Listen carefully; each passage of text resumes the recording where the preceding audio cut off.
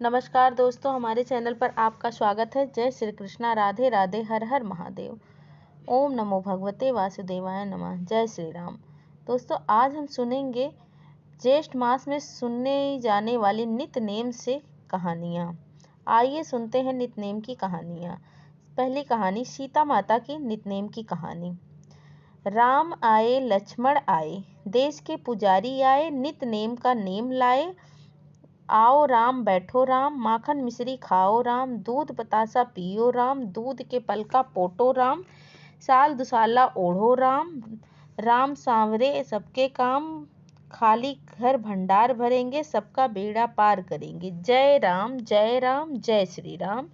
सीता माता की कहानी कहा करती थी और श्री राम हुंकारा दिया करते थे। एक दिन भगवान राम को किसी काम से बाहर जाना पड़ा। सीता मैया कहने लगी कि हे भगवान राम, मेरा तो 12 वर्ष का नितनेम की कथा कहानी सुनने और सुनाने का नियम है। अब मैं अपनी कहानी किसे सुनाऊंगी? माता सीता से बोले माता सीता से बोले कि ऐसा करो, कुएं के पाल पर जाकर बैठ जाओ, औरत रोज पानी भरने आएंगी, वो तुम्हारी कथा कहानी सुन लिया करेंगी। सीता माता ने कहा ठीक है। सीता माता कुएं के पास जाकर बैठ गई। तभी गांव में से एक बहू आई। उसने रेशमी जरी साड़ी पहनी रखी थी और सोने के घड़े था। सीता माता बोली कि बहन, मेरी 12 वर्ष का नित नेम की कथा कहानी कहने और सुनने का नियम है, क्या तुम मेरी नित नेम की कहानी सुन लोगी? तो बहू बोली कि माँ जी, अगर मैं आपकी नितनेम की कथा कहानी सुनूंगी तो मुझे देर हो जाएगी, घर में मेरी सास लड़ेगी। ऐसा कहकर वह घर से घर गई। जैसे ही वह घर आई तो उसकी रेशमी जड़ी साड़ी फटी हुई थी। सोने का घड़ा मिट्टी के घड़े में बदल गया था। सास अपनी बहू से बोली कि बहू, किसका दोष अपने सर पर लेके आई हो? बहू बोली इसकी सासू जी, दोष क्या? कुएं के पास पर एक औरत बैठी थी, वह कह रही थी कि मेरी नितनेम की कथा कहानी सुन लो। मैंने उनकी नितनेम की कहानी नहीं सुनी तो उसने कोई जादू टोना किया होगा। दूसरे दिन सास वही साड़ी पहनकर, वही मिट्टी का घड़ा लेकर कुएं पर पानी भरने के लिए गई। वहां सीता माता बैठी हुई मिली। माता ने बुढ़िया माई से कहा कि बुढ़िया माई, क्या तुम मेरी नितनेम की कथा कहानी सुन लोगी? 12 वर्ष तक नितनेम की कथा कहानी कहने का सुनने का नियम है।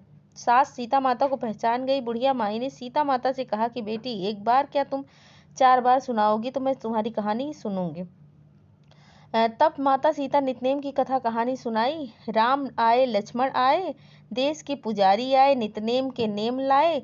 आओ राम बैठो राम, तब रसोई जीमो राम, माखन मिश्री खाओ राम, दूध बतासा पियो राम, सूत के पल का मोठो राम, साल दुसाला ओढ़ो राम। जब बोलूं तब राम ही राम, राम सांवरे सबके काम, खाली घर भंडार भरे, सबके बेड़ा पार करें एंगे। श्री राम जय श्री राम जय श्री राम। तब बुढ़िया माई सीता माता से बोली कि बेटी, तुम्हारी कहानी तो मुझे बहुत अच्छी लगी, तुम मुझे रोज नितनेम की कहानी सुनाया करो, मैं तुम्हारी नितनेम की कहानी सुनने रोज आया करूंगी।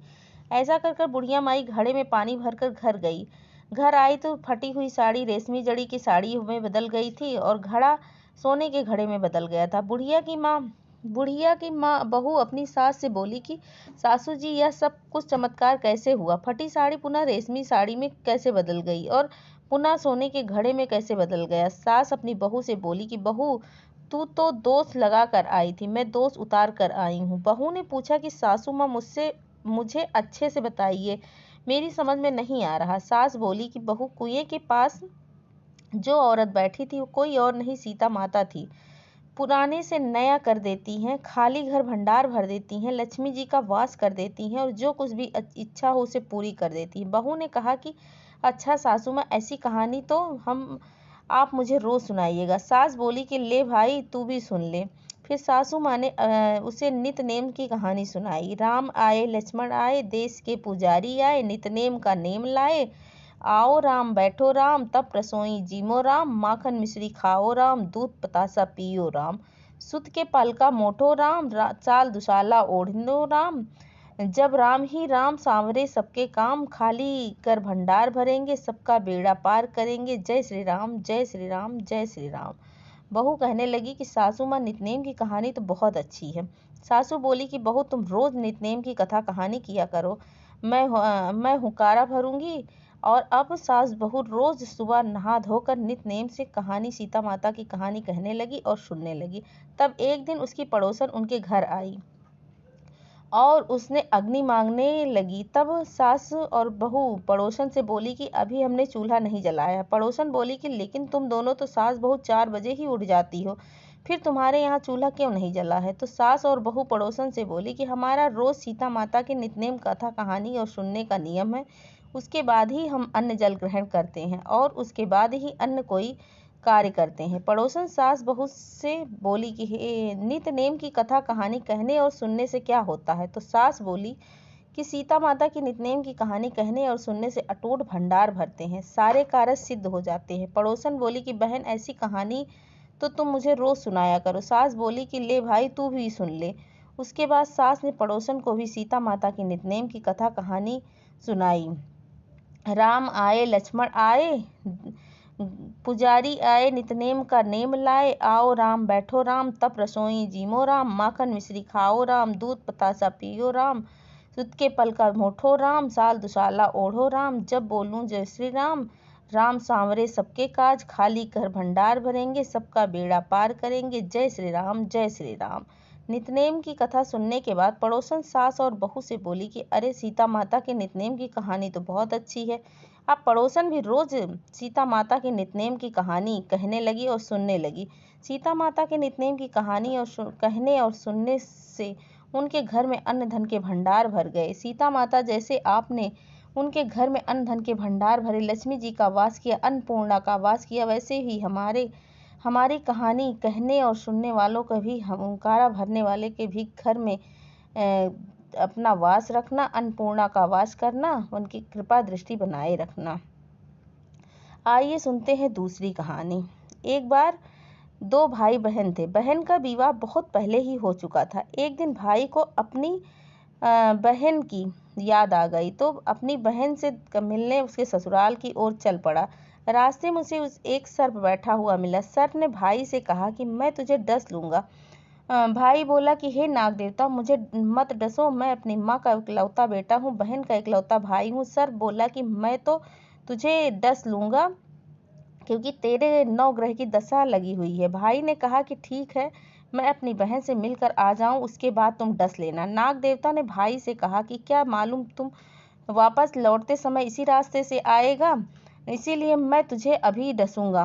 तब भाई ने नाग देवता से कहा कि हे नाग देवता, अगर आपको मुझ पर विश्वास नहीं है तो आप मेरे इस थैले में बैठ जाइए, जब मैं अपनी बहन से मिलकर वापस लौटूं तो आप मुझे डस लेना। नाग को भाई की बात पसंद आ गई। नाग भाई थैले में कुंडली मार कर बैठ गया। भाई ने थैले में ऊपर से बेल पत्ते डाल दिए ताकि नाग छुप जाए। उसके बाद भाई अपनी बहन के ससुराल पहुंचा। उस समय बहन 9 ग्रह की कथा कहानी सुन रही थी। बहन का रोज 9 ग्रह की कथा कहानी कहने और सुनने का नित्य नियम था। उसके बाद वह अन्न जल ग्रहण करती थी। बहन ने जब अपने भाई को देखा तो बहन अपने भाई से बोली कि भाई तू बैठ जा, पहले मैं 9 ग्रह की कहानी कहूँ, सुन लो, मेरी 9 ग्रह की कहानी सुन ले। तो भाई वहीं बैठ गया। बहन 9 ग्रह की कहानी सुनाने लगी और भाई हुंकारा भरने लगा। कहानी इस तरह से जीव की, जानवर की, हाथों की, घोड़ों की, भाई बहन की, घर के धनी की, घर की जवाई की, देवरानी की, जिठानी की, सास की, ससुर की, संग सहेलियों की, सबके 9 ग्रह शांत हो जाएं। ग्रह चले 8 पग, बंदर चले 4 पग, सांप बिच्छू बहरे सब आग में जल जाए। इस तरह बहन ने 9 ग्रह की कहानी सुनाई। कहानी सुनाने के बाद उसने चावल के दाने चिड़ी कबूतर को डाल दिए और चीनी के दाने पीपल के पेड़ में पास चींटियों और कीड़ों के लिए डाल दिए। उसके बाद लोटे के पानी का छिड़काव पूरे घर में कर दिया। थोड़ा पानी तुलसी के पौधे में डाल दिया, थोड़ा पानी सूर्य नारायण भगवान को अर्घ्य दे दिया। उसके बाद बहन भाई से बोली कि भाई तू इस थैले में क्या लेकर आया? भाई कुछ समझ पाता कि पहले ही बहन ने जबरदस्ती अपने भाई के हाथ से थैला छीन लिया। थैला खोला तो उसमें बेल पत्ते जगह केले, संतरे, अमरूद पड़े थे। नाग देवता सोने के हार में बदल चुके थे। केले संतरे बहन ने अपने बच्चों को दे दिए। सोने का हार उसने खुद गले में पहन लिया। हार पहनकर वह अपने भाई के पास आई। भाई ने अपनी बहन से कहा कि बहन तू तो बहुत गरीब थी, इतना महंगा सोने का हार तू कहाँ से लेके आई? बहन ने कहा कि भाई मैं तो पहले भी गरीब थी, अब भी गरीब हूँ, यह हार तो तू मेरे लिए थैले में रख कर लाया है। यह सुनते ही भाई ने अपनी बहन से कहा कि बहन मैं तो अपनी मौत सब अपने साथ लेकर आया था। फिर उसने रास्ते वाली बात, पूरी बात बता दी, नाग देवता वाली पूरी सच्चाई बताई। भाई ने बहन से कहा कि बहन, यह तेरे भाग्य का है, तुझे तू ही रख। तब बहन ने अपने भाई से कहा कि भाई, तेरे 9 ग्रह की दशा लगी हुई है, भाभी से कहना कि वह 9 ग्रह की कहानी कहे और तू उसे सुनना। भाई वापस अपने घर आकर उसने अपनी पत्नी से कहा कि मेरे 9 ग्रह की दशा चल रही, इसीलिए तू मेरी कहानी सुना, मैं हुंकारा भरूंगा। तू जा, एक लोटा जल लेकर आ, एक कटोरी में चावल और चीनी के दाने भी लेकर आ। उसके बाद उसकी पत्नी एक लोटा जल लेकर आई, एक कटोरी में थोड़े से चावल और दूसरी कटोरी में चीनी के दाने लेकर आई। अब उसकी पत्नी उसे 9 ग्रह की कहानी सुनाने लगी और उसका पति हुंकारा देने लगा। पत्नी ने 9 ग्रह की कहानी सुनाई, जीव की, जानवर की, हाथी की, घोड़े की, कुत्ते की, बिल्ली की, देवरानी की, जेठानी की, सासू की, ससुर की, घर के धनी की, बहन की, भाई की, सबके 9 ग्रह शांत हो जाएं।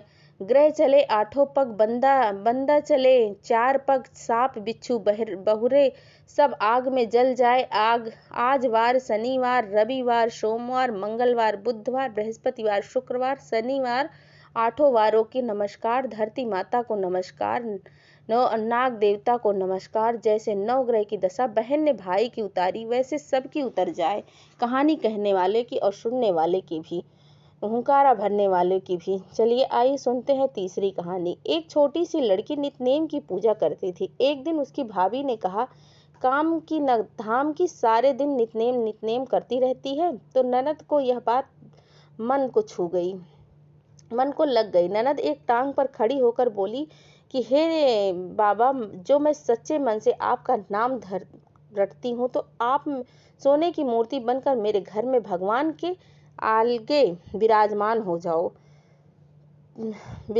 हो जाओ, भगवान का सिंहासन डोलने लगा। छोटी सी लड़की ने तप करना शुरू कर दिया। नित्यनेम बाबा सोने की मूर्ति बनकर उसके घर में भगवान के आगे विराजमान हो गए।